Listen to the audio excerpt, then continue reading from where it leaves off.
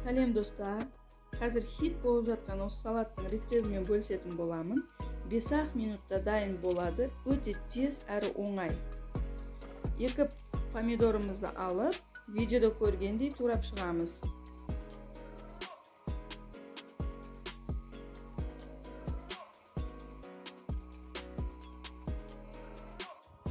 Екі қиярымызды алып, дәл осылай турап шығамыз.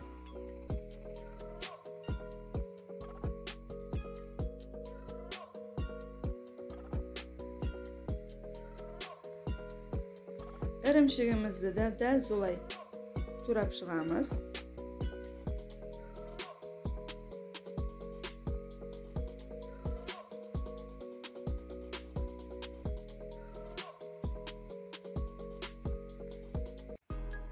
Алдын ала қайнатып алған 2 жұмыртқамызды да турап аламыз.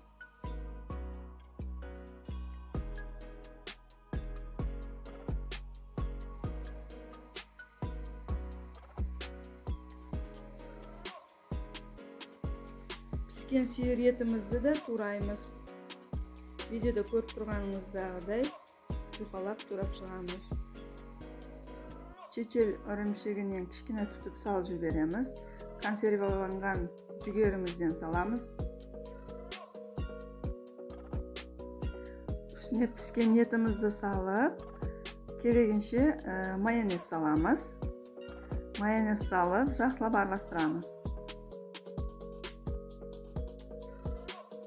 Мен кішкене тұз салып жібердім. Сіздер де кішкене тұз салып жіберсеңіздер болады. Чечел ірімшігіні бөліп түтіп аламыз. Uzun етіп, видеода көргендеріңіздегідей түтіп шығамыз. Жұқалап.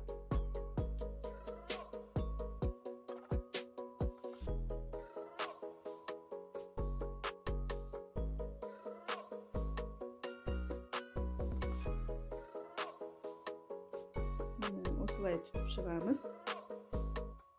Енді салатымызды тарелкаға салып, әдемілеп салып, үстіне чечел ірімшігінен қоямыз. Салатымыз дайын.